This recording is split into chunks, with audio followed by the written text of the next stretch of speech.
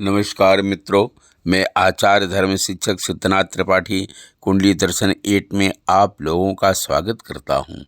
मित्रों, आज का विषय है विवाह करने का अधिकारी कौन है। आइए जानते हैं गृहस्थ आश्रम में प्रविष्ट होने का, विवाह करने का अधिकारी कौन है।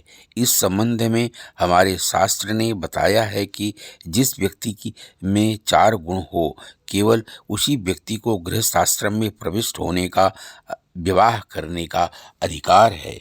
इन 4 गुणों की चर्चा की गई है। आइए उन 4 गुणों को हम जानते हैं। पहला गुण यह है कि मनुष्य के शरीर में शक्ति हो। शक्तिहीन, रोगी, निर्बल व वृद्ध मनुष्य को विवाह करने का अधिकार नहीं है। दूसरा गुण क्या है?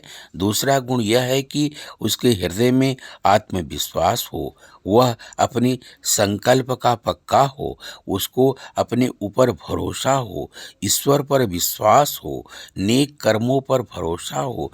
जिसके हृदय में यह भरोसा और विश्वास नहीं है, वह विवाह करा भी ले तो सफल नहीं होगा। तीसरा गुण क्या है? तीसरा गुण यह है कि उसमें नम्रता हो, सहनशील हो, उसमें अभिमान न हो, अहंकार न हो, वह हर घड़ी अकड़ा हुआ न रहे। यदि उसमें अहंकार तथा अभिमान है तो उसका गृहस्थ जीवन कभी भी सुखी नहीं होगा। चौथा गुण क्या है? चौथा गुण यह है कि उसके मन में प्रसन्नता हो, वह हर घड़ी प्रसन्न रहता हो, उसके चेहरे पर मुस्कुराहट खिली रहे।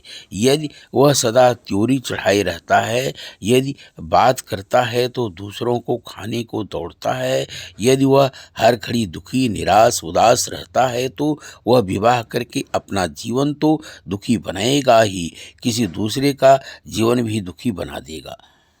जिस व्यक्ति में ये 4 गुण हैं, उसी को गृहस्थ आश्रम में प्रविष्ट होना चाहिए। परंतु आजकल इन 4 गुणों में नहीं, 4 गुणों को नहीं, धन दौलत को देखा जाता है।